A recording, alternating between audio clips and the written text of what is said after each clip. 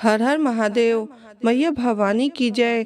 माता दुर्गा की जय। गौरी पुत्र गणेश की जय। तो हे गुरु बहिना सब, जो हम कथा लेकर आज आइल बानी बहुत ही अद्भुत और बहुत ही सुंदर कथा बाटे। काहे कि जो कथा बाटे ई एक झगड़ा के, जो झगड़ा एक शब्द होला ओ झगड़ा पे ही ई कथा बाटे।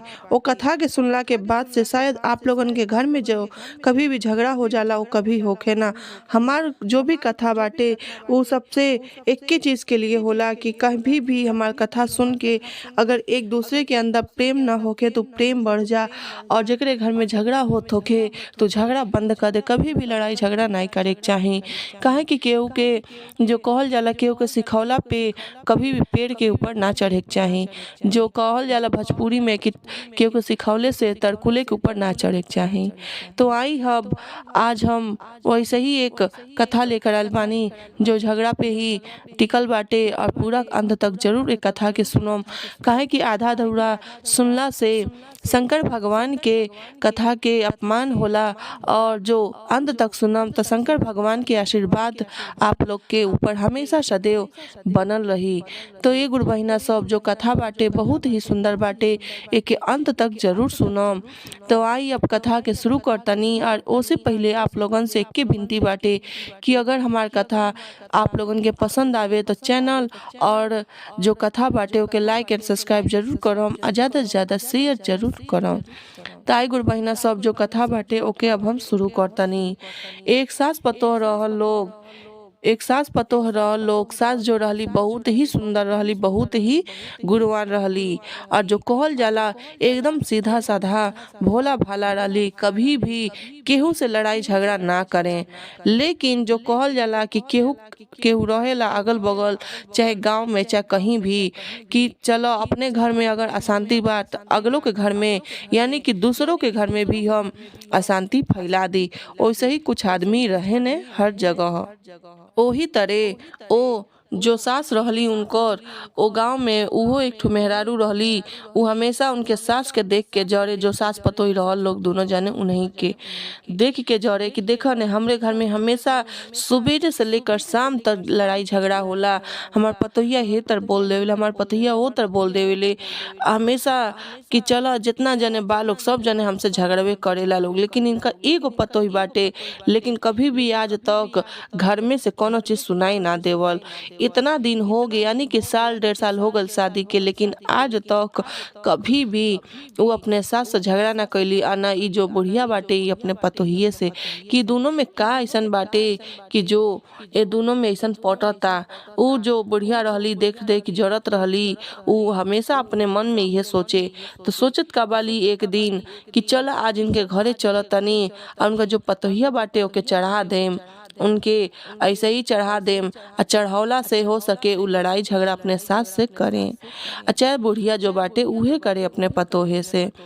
वही तरह जब उनकर जो सास रहली उ चल गईली उ अगल बगल जैसे शिव चर्चा कथा होला, तो जो शिव चर्चा कथा होला वो हमें चल गईली सुने। और जब वो शिव चर्चा कथा सुने चल गईली तो जो बुढ़िया रहल, जो चुगलखोर रहली बुढ़िया, उहे चुगलखोरी बोली उ बुढ़िया अली और उनके घरे कहतली कि ए बहू का करतलू, आजू का होता, तुहर सास कहाँ गईली है। तो कहतली कि बैठी चाची जी, हमार सास गईल बाड़ी शिव चर्चा कथा सुने, आप नहीं गईनी है। तो कहतली ना, हमके कहाँ है सबके समय बाटे, हमके तो इतना काम रहेला कि कहले हद के नहीं। हम घर के सारा काम जौन जौन रही सब करम, अपने पतोह के को काम नहीं करे देवेनी। यही तरह से कह के चढ़ावे लगली। आ चढ़ौला के बाद से सोचतली कि हो सके इनके घर में भी लड़ाई झगड़ा होखे।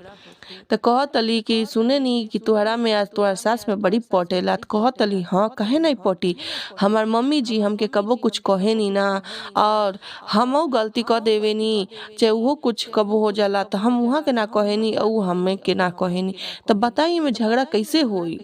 तो कहतली अच्छा, लेकिन आज वैसन बाटे कि तुहार सासू लेकिन बहुत झगड़न बाली। तो कहतली कैसे। तो कहत का बारी सुन, आज का करिए जब खाना बनाई ह और जौन चीज बनाई वो सब्जी में ओमे का करिए खूब तेज मिर्चा और खूब तेज नमक डाल दियो। खूब तेज मिर्चा और खूब तेज नमक डाल दी हो। और डाल देले के बाद से देखिए तुम्हार सास तो से कितना झगड़ा करेली। तो कहत का बाड़ी उनका पतो जो एकदम सीधा साधा रहली, उनका पतो का कहतली कि अच्छा ठीक बा देखल जाई। तो कहतली देखियो ने करिया जरूर, देखियो तोहर सास तोहसे कितना झगड़ा करेली। तो कहतली ठीक बा कह के देखो। शाम के खाना बनौली, या खाना बनौला के बाद से खा लेली। और उनकर जो सास रहली गई रहली शिव चर्चा कथा सुने। और कथा समाप्त भइला के बाद से बेचारी अइली, देखत का बाड़ी कि खाना खाए बैठली। तो कहली कि ए बहू हमके खाना ला के दे दो, हमहू खाना खा ली और थोड़ा सा खाना खा के हमहू सूत जाई। अब तो रात ही होता, आज रात ही हो गई हवे, जहाँ गइल रहनी बहुत टाइम समय लग गई हवे। ए तरह से कह के अपने बहू से सारा बात बतावे लगली। उनकर जो बहू बाड़ी कहतली अच्छा ठीक बा मम्मी जी, हाथ पैर धो ली, हम खाना लेकर आवतनी। खाना लेके गईली उनकर बहू आ दे देहली खाए के। आ खाए बैठली बेचारी, लेकिन कबो कुछ जो कहल जाला मुंह से को शब्द ना कहले रहली। तो आज कैसे कह दिए, आजो वही तरह बेचारी खा लेली। लेकिन चार गो रोटी के जगह वो तीनिए रोटी खैली। और तीनिए रोटी खा के उठ गईली। कहली के बहू एक रोटी ना खाए में आज हमके भूख नाई बाटे ढेर, उहाँ खाना खिया देवल। अब कहे तो का कहे कि में मरचा तेज बा न और नमक भी तेज बाटे, लेकिन कबो एको शब्द ना बोलली। तो कहली तू है खाना ले जा, गैया के डाल दी हो और हमहू जा तनी सोए और तूहू जा सूती जा। तो कहतली ठीक बा मम्मी जी, हमहू जा तनी सूते। दोनों जने गए लोग अपना अपना बिस्तर में सूती गए लोग। फिर सुबह भइल, अपन नहैली धोली, पूजा पाठ कैली, सब कुछ कैली। और कैला के बाद से अपने बहू से कहतली कि सुन आज हमरे ओ गाँव में जाए के बाटे शिव चर्चा कथा सुने। कहले रहल लोग कि हमरे घरे होई। कहली ठीक बा कि जाई उहो के घरे आप सुनी आई। अब तो शंकर भगवान देखा ताने कि देखो इनके घरे हम जो आज ले कबो झगड़ा ना भइल, लेकिन ये बुढ़िया आवती अब इनके घरे झगड़ा लगावे। लेकिन वो जो बुढ़िया रहली एक जने सीधा साधा जो कथा सुने जा, वो इतना भगवान के भक्त रहली, इतना बड़ा भक्त रहली कि उनके घर में कभी भी भगवान लड़ाई झगड़ा होखे ही नहीं देने। कैसे ना होखे देने, अंत तक सुनी तब पता चली। ओकरे बाद से का भइल कि जो उनकर वो जो झगड़ाइन बुढ़िया रहली, जो झगड़ा लगाए वाली, उ अइली या कहतली देख आज तो फिर से सास चल गईली कथा सुने। घर के कोनो काम ना करेली, ऐसे ही बैठल रहली, खा लेवेली चल देवेली कथा सुने। तो कहली का भइल चाची जी कि अरे हमार सास बहुत अच्छा है, देखी हम आप कहनी न कि नमक और है मरचा आप तेज कर दे, लेकिन हम तेज कहनी, लेकिन हमार सास हमके कुछ ना बोलली है। और खाओ के सुत गईली है। फिर सवेर भइल त अपन कथा सुने चल गईली है। सब काम कह के जो कइल जाला, यानी कि पूजा पाठ कर लेली है, अपन काम धाम कह के चल गईली है उ यहाँ से कथा सुने। तो कहत का बाड़ी ठीक बा, लेकिन आज देखिए तुहार सास कितना झगड़ाइन है, तो के पता नहीं बा, वो जानबूझ के नहीं तो के बोलती हुई ऐसे ही कोई के चढ़ावत तो रहबे कैली। ओकरे बाद से का भइल कहतली सुन आज का करिय कि जब बिहने जई है शिव चर्चा कथा सुने तो का करिय कि जौन कपड़ा पहन के जाली ओके छोटे छोटे काट दिया, यानी कि कुछ दूरिया ले गोल गोल काट दिया। तो समझ जाई है कि लागता ये कटले बा। तब तो ऐसे देखिए कितना झगड़ा करेली। तो कहली ठीक बा देखल जाई उहो काम क के। कहली ठीक बा। उनकर सास ही अइली और अपने घरे चल गईली। जो झगड़ाइन बुढ़िया रहली वो अपने घरे गईली। उनका सासू साझी के अइली। अइला के बाद से उनके घर में कहत का बाड़ी के बहू हमके खाना द, खाना खा के सो जाई, काहे कि आज बहुत थकी गइल बानी, बहुत दूरे गइल रहनी शिव चर्चा कथा सुने। तो कहली ठीक बा मम्मी जी, हम खाना लेकर आवतनी। खाना लेके गईली आ देहला के बाद से वो खाना खैली। खाना खाओ के ओकरे बाद का भइल कि वहाँ से खाना न खा के दोनों जने अपना अपना बिस्तर में सुत गए लोग। सवेरे खातिर वो का कैली साड़ी निकाल के कपड़ा निकाल के धैले रहली पहन के जाए के लिए। उनकर जो बहू बाड़ी वो कहत का बाड़ी कि रुको कि आज उनका कपड़ा हम काट के देखा तनी। नहाए गईली आ का कैली उनका कपड़ा के साड़ी के एकदम गोल गोल गोल गोल कह के कई जगह काट देले रहली। लेकिन उनके ध्यान में तो रहल कि अरे हम तो कल यहाँ नए निकलले रहनी और देखा ई आज कैसे कट गइल हवे। कुछ कहली नाही, कहला के बाद से वैसे ही धीरे से निकाल के ओकरे बाद उ नहाए गईली। नहा के जाके आवत त देखत तली त कटल बाटे। कुछ तब्बो उनके अपने बहू के एको बार ना कहली कि कैसे कटल है चाहे का भइल, कुछ ना। सिर्फ अपन दूसर कपड़ा निकाल लिए, निकाल के पहन के चल गईली शिव चर्चा कथा सुने। ओकरे बाद से जो झगड़ाइन बुढ़िया रहली उ अइली। अइला के बाद से उ कहत का बारी तो से झगड़ा कैली है तू और सास। उ कहत अली ना, हमार सास कहत नहीं ना, हमार सास झगड़ा नहीं की। हमार सास कबो हमसे झगड़ा ना करेली, चाहे हम कुछ कही दी या चाहे कुछ कही सुनी, कबो हमसे झगड़ा ना कहेली। बहुत अच्छा है हमार सास। कहते ना ना तुहार सास देखिए बहुत झगड़ा नहीं आई। ऐसा बात बाटे कि आज जब आई हैं तो का करी, जब खाए बैठी हैं तो जो जड़ते पनिया होला उ जड़ते पनिया जन पिए उ ठंडा वाला पनिया जो गरमावे उनके देवे खातिर उ जड़ते पनिया ला के एक लोटा में उनके लगा में गिरा दिया। जब जड़ जाइए तो देखिए तो से कितना झगड़ा करेली। कहत अली ठीक बा। बेचारी उनका सास अइली आ बैठली। बैठला के बाद से देखत का बारी कि चल खाना ना मांगा तनी खाई आ चली सुती, आजो थक गइल बानी। उ बेचारी रोज दूरे दूरे कथा सुने जा, कथा कहे जा और वहाँ थक जा आवत आवत जात में। तेही से बेचारी खाना खा के सूती जा।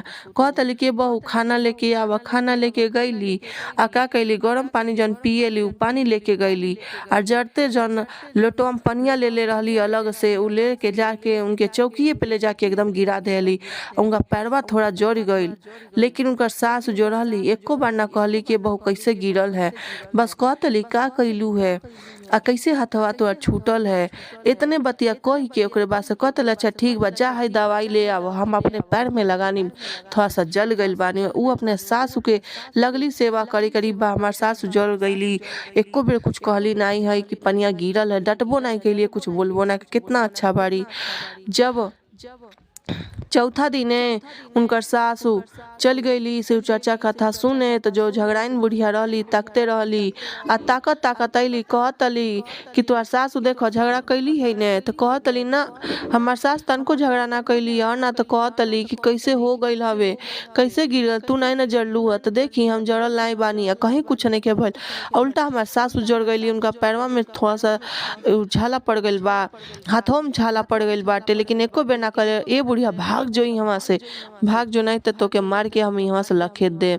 आजू के बात हमारे घरे चली अइले झगड़ा लगाओ तले आके हम मन के सास पतों में जो झगड़ा ना जैसे तुहरे घरे होता झगड़ा वैसे ही हमारे घरे आके झगड़ा लगाओ तलू। खूब उल्टा सीधा कह के वो बुढ़िया के भगा देली। लगली उनका बहू वो शंकर भगवान के नाम लेवे कि हे भोले बाबा ई का करत रहली है। हमारे घर में आके रोज एक एक नया कांड करवावत रहली है रोज रोज कह के। और हम दोनों जाने के सास पतों में झगड़ा लगात रहली है कि हे भोले बाबा आप रउआ हमके बचा लेनी है, नहीं तो आजू हम सासू कितना हमार सासू हमसे झगड़ा करती अगर झगड़ा रहती। ऐसे ही कह के बेचारी खूब रोए लगली। आ रो के ओकरे बाद से अपन चुपैली। उनका जब सासू अली तो कहतली कि मम्मी जी कैसन आपके घाव बाटे, चोट बाटे। कहतली अरे सब ठीक बाटे, तू ना जड़लू है ना कोनो बात नहीं खे, तू जड़ गल रहतू तो बहुत हमके तकलीफ होत, लेकिन चल कोनो बात ना, हम तो थोड़ा सा जड़नी है। ऐसे ही कह के समझावे लगली। या समझा उमझा के खाना उना खा के दोनों जने अपना अपना बिस्तर में गए लोग, सूत गए लोग। ओकरे बाद से रोज वो लोग के घर में बढ़िया से, लेकिन जो झगड़ाइन बुढ़िया रहली वो रोज सोचे अब कि काहे झगड़ा ना होला। लेकिन कहे देखन उनके बहू के भी हमारे लागत पतो ही झगड़ाइन बा। वो जो झगड़ाइन बुढ़िया रहली कहली के दीदी हमहू चलम रउआ साथे शिव चर्चा कथा सुने, शायद हो सके भगवान ओहू विधा सुन ले कि हमारा घर में कभी कलेश ना होखे।